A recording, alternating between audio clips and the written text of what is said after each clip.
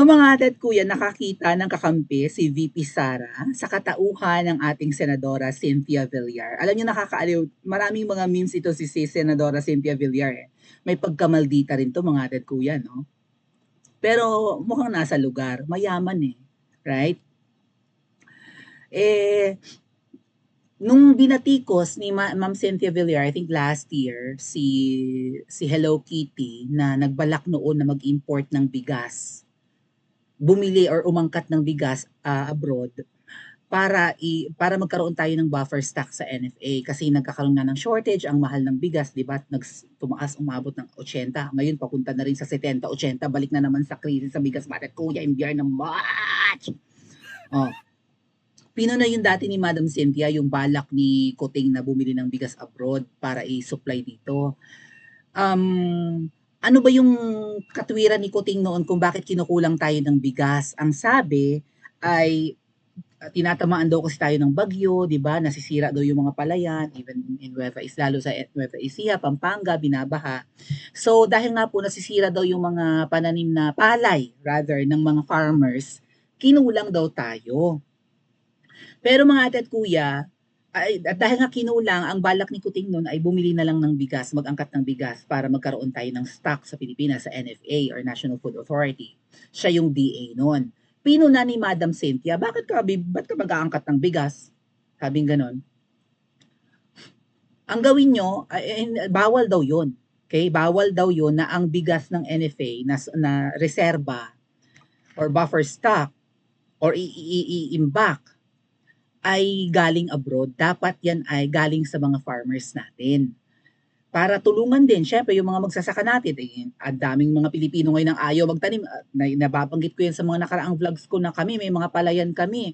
Pero kami pareho ng kapatid ko, ayaw namin intindihin yung palayan or sakahan ng mga magulang na minanan ng mga parents namin dahil ayaw namin madumihan ng aming mga kamay, ayaw namin magkalupa ang aming mga paa, ayaw namin mangitim sa initan, di ba? Matuyot, na katulad nung isa dyan. Oh, at ang gusto namin ng kapatid ko, yung mga white collar job, okay? Yung magaan na trabaho na hindi pata yung katawan mo. Kita kasi namin yan mga kuya sa mga lolo't lola namin na talagang ang ugat sa kamay, ang lala, ang itim, ang bilis tumanda, payat na payat ang katawan, tagaktakang pawis, di ba madungis, ganon. Pero syempre, pag panahon ng anihan, daing pera, di ba? Madaing pera, madaing stock ng palay, hindi nagugutom. Pero syempre, sa ibang bansa katulad ng Japan, ang mga farmers mga kahit even in the US, 'di ba? Kapag ka ikaw farmer, mayaman ka. Dapat naman talaga ganun. Lalo tayo agricultural country tayo, hindi naman tayo industrialized country. O karamihan sa mga Pilipino, ang hanap buhay ay pagsasaka, 'di ba, pangingisda, babuyan, pagtatanim.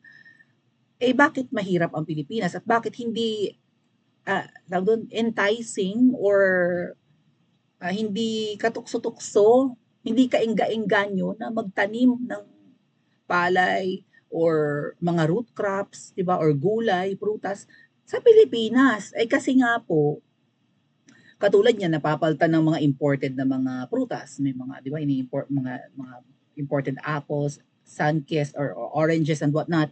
Puro imported, even yung bigas. Number one importer tayo ng bigas. Pinuna yan ni Madam Cynthia and lumabas yung kanyang mga scandals, mga video after niya nung pinuna niya si Kuting, Department of Agriculture Secretary pa si Kuting noon.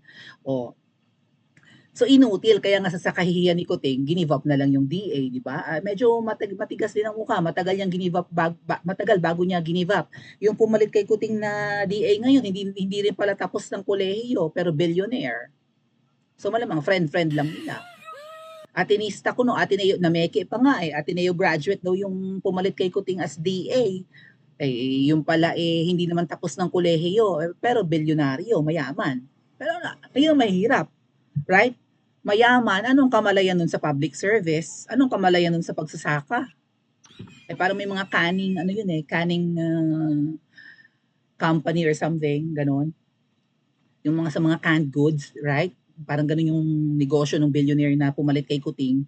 Pero dahil nga binatikos ni Ma'am Cynthia, ba't ka bibili ng bigas ba't ang gagawin mong supply or, di ba, reserba ng NFA imported? Bawal yan, sabi ni Ma'am Cynthia. Napahiya ang Kuting. Ay, kasi nga naman si Kanjer lang ang inabot kaya walang kaalam-alam sa batas ng Pilipinas.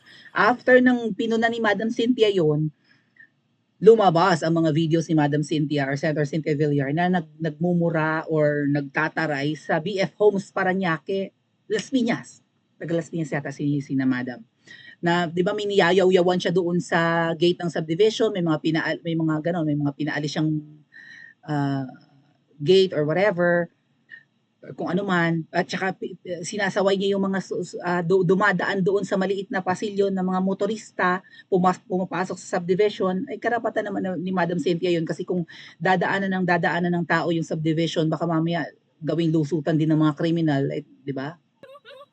Eh, syempre, mayaman yung BF Homes yata sa Parañaque or sa Las Piñas, mayamang subdivision tapos papapasukan ng mga ganyan ng this oras ng gabi, baka magkaroon ng mga hold-upan, kidnapan, di ba? So pinagbawal ni Madam Cynthia, nagsungit-sungit siya doon and lumabas yung mga video na yun kahit na nasa tama naman yung kanyang paninindigan. Yon. Sumunod na yung mga paninira kay Madam Cynthia after niyang punahin si Kuting. Ngayon, pinuna niya si First Lady. So nararamdaman ko na mauulit na naman yung mga paninira kay Madam Cynthia noong pinuna niya si Kuting. Kasunod nitong pagsasalita ni Senator Cynthia Villar, for sure lalabas na naman yung mga video ng pagtataray niya, or maybe sana ilabas na nila lahat. Kasi ganyan talaga pagka pumupuna ka sa gobyerno, no? Hinahanapan ka talaga ng kapulaan. Nagbigay lang naman siya ng kanyang opinion. Pero syempre, alam niyo naman, sensitive si Anes, si Queen Bee, si Queen Butod. Kaya Ma'am Cynthia, maghanda ka. Kasunod nito ay talagang maraming paninira ang, 'di ba? Ang lalabas against sa'yo. So anong sabi dito ni Ma'am Cynthia?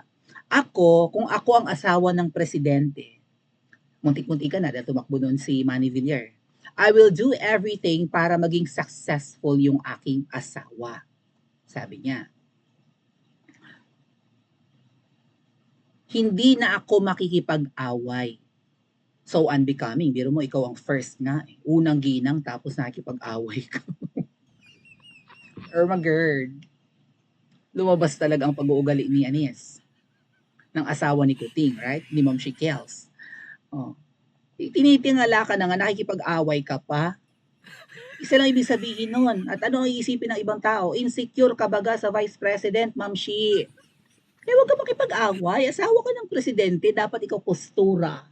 Right? Dapat ikaw ay elegante, dapat ikaw ay kagalang-galang, kapitag-pitangan, mahabagin, at kung anik-anik pa.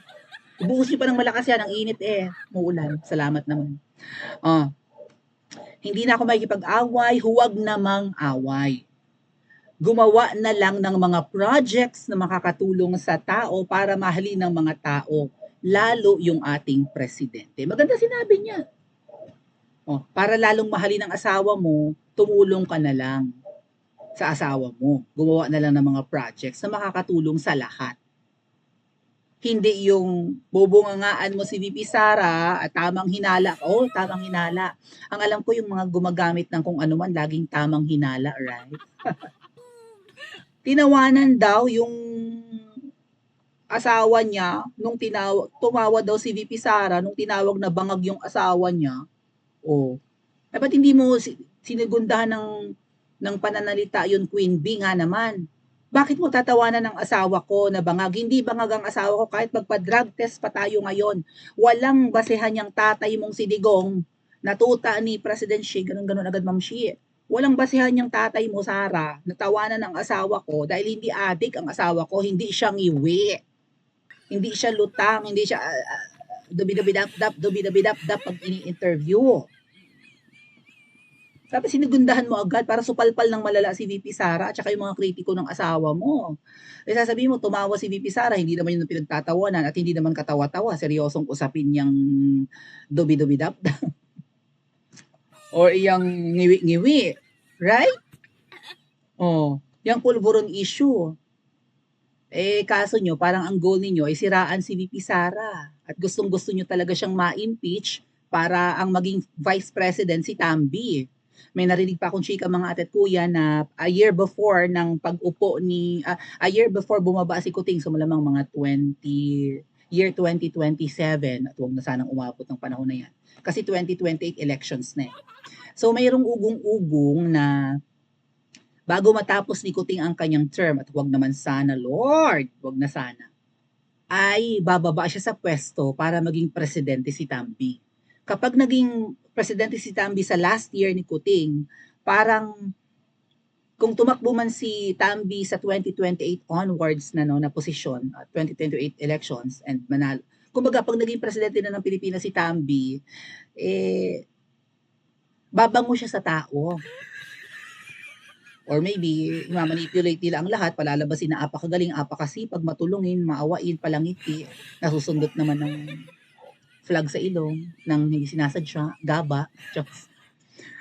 Kapag naka 1 year si Tambi at pinaubayan ni Kuting yung 1 year kay Tambi, no, bababa siya, magugustuhan ng taong bayan kuno si Tambi. Diyos ko, walang kagusto-gusto dyan kahit may itsura yan. Kasi naamoy namin ng masansang na pagkatao. Salamat na lang talaga, nagkakabukingan na. So tama nga naman si Senator Cynthia Villar, huwag kang makipag-away. Hindi mo dapat gawin yan, Ma'am Shi. Huwag yan ang unahin, huwag yan ang iniintindi mo. Or maybe ginawa nyo yan para makalimutan ng usapin patungkol doon sa naharang na shrubs sa sa Alitagtag, Batangas.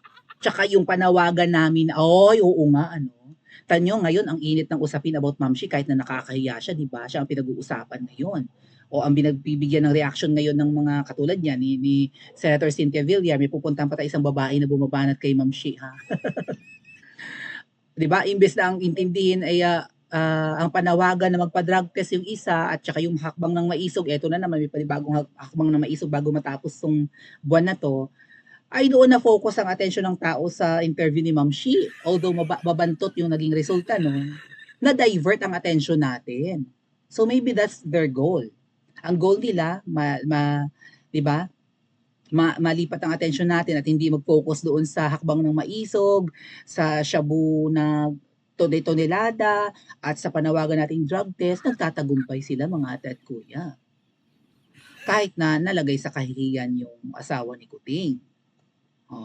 Ready ka na ba, Ma'am Cynthia Villar, na magorgor? Charot. I mean,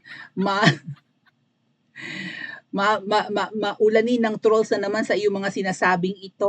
Maghanda ka na, baka mas malalalang video mo or mga hidden recorded video mo ang lumabas ay kay nagmamaldita dahil pinupuna mo ang pinaka-powerful na babae ngayon. Mag-comment ka nga, Ma'am Cynthia Villar, sa aking comment section at mag-like and subscribe ka rin po. Char.